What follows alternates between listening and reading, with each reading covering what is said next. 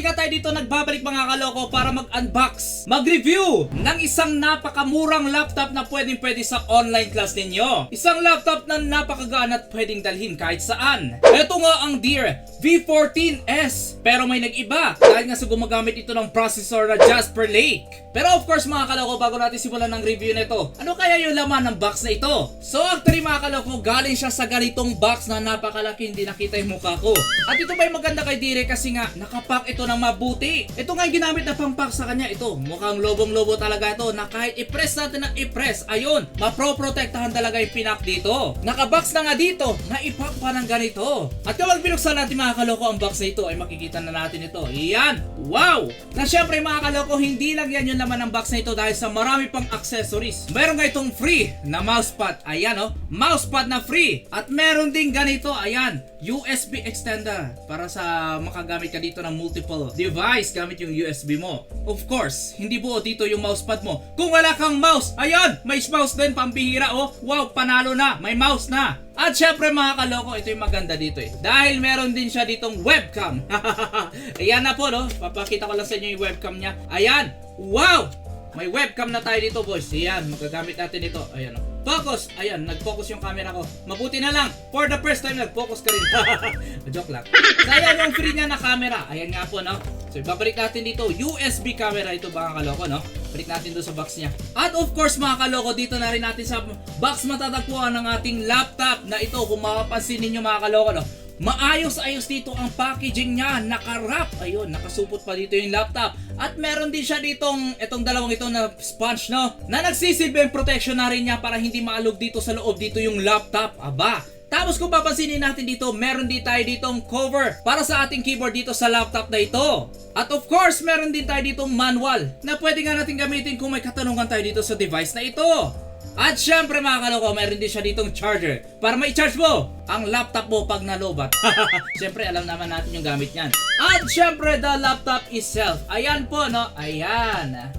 Napakaganda ng laptop boys. Of course mga kaloko, para makita nyo yung design na ito, ipapakita na rin natin dito pati yung ibang mga slots niya. Sa right side ay makikita natin dito ang TF card slot or micro SD slot. Hindi po SD card slot magkaiba po ito. Isa sa mga pagkakaiba nito ay mas maliit nga dito yung mga TF cards sa mga SD cards. Syempre pati na rin yung USB slot niya. Syempre sa left naman ay makikita natin dito ang kanyang charging port, Type-C slot, charging indicator light kung nagcha-charge ka pa siya. At syempre ang kanyang 3.5 headphone jack. So mapapansin nga natin dito mga kaloko na isa lang dito yung slot na USB niya. Kaya kailangan mo talaga nito. Don't you worry mga kaloko, hindi nyo na kailangan bumili nito. Kasi may free na nga si Dire na ganito. Ayan, magagamit nyo na yan boys. Yung keyboard niya na mga kaloko, napakaganda sa pakiramdam kapag nagta-type ka. At syempre may backlit na rin siya in case na kapag madilim, pwede ka dito makapag-type. Lalo na pag hindi mo makita dito o hindi mo kabisali dito ang mga keys. Sa taas ng keyboard, matatagpuan mo na rin dito ang kanyang camera na may dalawa nga rin siya ditong mic receiver. Dahil nga sa halos borderless yung kanyang screen dito, nasa about 0.45 cm lang siya. Kaya naman naghanap sila dito ng paraan para mailagay pa rin dito yung camera. Dito nga nila inilagay sa taas ng keyboard. Eksakto sa gitna, kaya lang mga kaloko na medyo kailangan mo dito i-adjust para tumama sa'yo at makita dito yung mukha mo. Pero hindi naman issue yun kasi kitang-kita pa rin dito yung mukha mo. Ang disenyo naman nito sa mga gilid niya ay napakaganda at napakapulido. Personalized kasi siya dahil sa ginamitan nga ito ng CNC or Computer Numeric Control. Medyo mahirap nga naman intindihin ito mga kaloko unless nakikita nyo itong video na ito no. Ito ilalagay na lang natin dito no. Medyo natatakpan lang dito yung mukha ko pero ilalagay natin dito yung video na ito. Ito nga yung isa sa mga example ng CNC. Ibig sabihin mas maganda yung pagkakat ng mga edges niya, kaya mapapansin natin dito na napakaganda talaga ng disenyo sa mga gilid niya. Ito nga yung video na ito no. Kaya naman mapapansin natin dito na napakaganda talaga ng mga edges niya dito no. Napakaganda ng cutting dito ng mga edge niya. Ayan, lahat maganda, napakanipis pa. Ang kulay naman itong laptop nito mga kaloko ay may dalawang pagpipilian dito, Sakura Pink at syempre Ice Silver. Kagaya nitong atin, Ice Silver siya mga kaloko no. Wow, nagyayelo yung ngipin ko. Para naman sa kanyang build mga kaloko ay all metal build siya. Ayan nga po no. Yan no. Tok tok tok. Ayan.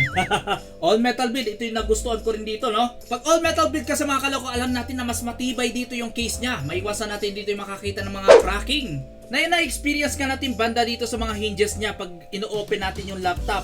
Kasi minsan medyo matigas na dito yung hinge, tapos yung hinge na dito. Tapos kapag ino-open mo yung laptop, minsan nagka-crack talaga dito sa case niya. Metal build, pero nasa 1 kilo lang mga kaloko. Halos 1 kilo lang dito yung kilo na itong laptop na ito. Unlike doon sa mga old laptops natin dito na napakabigat, yung iba 3 kilos. Yung iba naman mga 2.5 kilos na, which is medyo mabigat nga naman buhatin. Of course, para sa kanyang specification na mga kaloko, nagraran nga ito ng Windows 10 Pro. At ang maganda pa dito mga kaloko, no, activated na rin siya. Ito rin yung maganda dito mga kaloko dahil gumagamit na nga ito ng Jasper Lake na processor o mas kilala sa pangalang Celeron. Pero syempre mga kaloko, hindi ito kagaya ng ibang Celeron dahil mas upgraded siya. Kagaya sa mga Core i3, i5 may mga generation yan. Ganon din ang Celeron.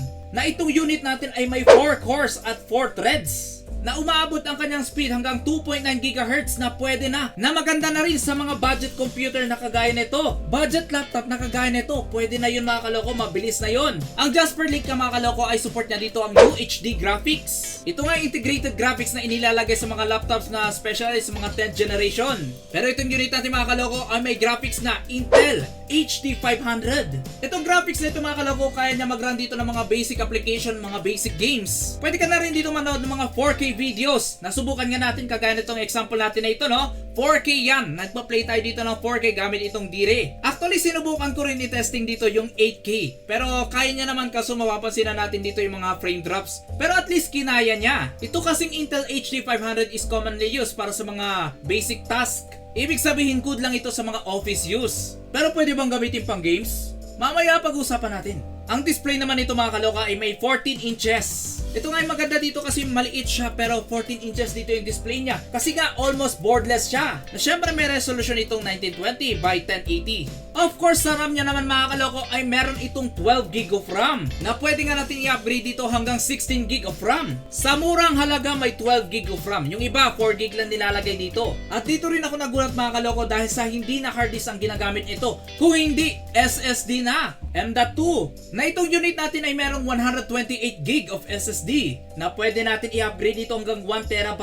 Actually mga kaloko, sa ganitong budget laptop ay kadalasan ginagamit nila dito mga HDD pero ito SSD na. Kaya medyo natuwa na rin ako kasi SSD na rin siya. Mas mabilis kasi mga kaloko yung SSD, no? Sa mga hindi pa nakakala, no, 10 times mas mabilis sa HDD ang mga SSD. Pero kapag M.2 SSD naman, almost 35 times siya mas mabilis sa HDD. Okay, napag-usapan na natin dito yung mga specification niya at ang kanyang design. Ngayon, pag-usapan naman natin dito ang kanyang performance. Kagaya na nakita nyo kanina mga kaloko ay napakabilis lang itong mag-boot dahil nasa 6 seconds lang siya. Hindi kagaya ng HDD mga kaloko, nasa 30 seconds. Intended nga itong laptop nito sa mga estudyante, sa mga online classes, sa mga office use or kahit saan. Mag-type ka dito ng mga Microsoft Word, sa mga Excel, mga projects, PowerPoint for presentation, or mag-Netflix ka. Anime lover ka rin ba? Pwede dito sa laptop na ito. Pero ang problema lang mga kaloko, hindi kasi ginawa itong laptop na ito for gaming. Kaya naman kahit i-testing natin dito yung mga matataas na graphics na games, yung mga mabibigat na games, medyo talaga maglalag talaga ito. Magkakaroon dito ng frame drops kasi hindi talaga intended yung Intel 500 HD na graphics sa mga ganong games. Pero magkaganon pa man, tinesting natin dito yung Minecraft. Ayun nga, eto nga no, nakakapaglaro tayo dito ng Minecraft na maganda. Pero para mas smoother dito yung graphics niya, piliin niya dito yung mas lower version ng Minecraft. Kasi yung updated version dito ng Minecraft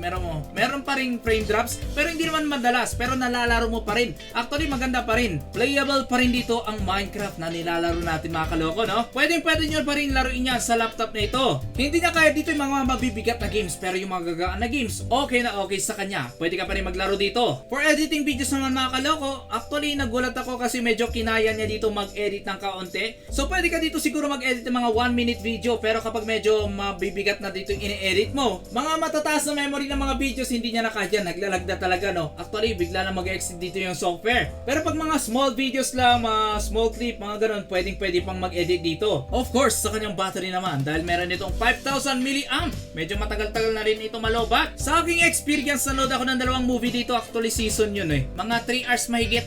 doon lang nagkaroon na siya dito ng mga 10%, mga 15, mga ganon. Mga ganon yung draining niya, hindi ko lang matandaan pero nag-red kasi siya dito. Indicator na kailangan mong i-charge. Almost 4 hours, 3 to 4 hours dito yung battery life niya. Syempre nakadepende na rin ito kung paano mo gamitin itong laptop na ito. Syempre sa akin na rin, dahil dinidisplay niya na dito yung magandang quality movie. Tapos dito pa lumalabas yung kanyang sounds. Tapos naka-Netflix pa ako. Kumakain din yung wifi ng battery niya. Kaya nga medyo umabot lang ako ng mga more than 3 hours. Pero depende pa rin sa paggamit yung mga kaloko. Dahil nga ang standby nito, yung kapag in-off mo lang siya, hindi mo siya i-off na power off. Pero kapag finold mo ganyan, standby mode, ay umaabot siya dito ng hanggang 48 hours. Lupit, di ba? Meron kasi itong smart low energy saving kaya naman mas matitipid mo dito ang battery niya. Actually, papakita ko na rin yung likod niya. Ito po yung kanyang likod. Ayan. Ito nga mga kaloko, ang Dire V14S. Na perfect sa estudyante na mahilig magdala ng mga laptop kung saan-saan. At sa mga may online job dyan, pwede mong gamitin ito. Magtrabaho sa opisina, sakto ang laptop na ito.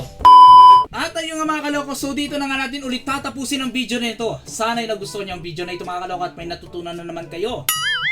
Sana nga meron. At syempre mga kaloko, bago na naman natin tapusin ang video na ito ay nagpapasalamat na naman tayo sa mga subscribers natin na patuloy pa rin sumusuporta. Salamat ulit sa panonood mga kaloko.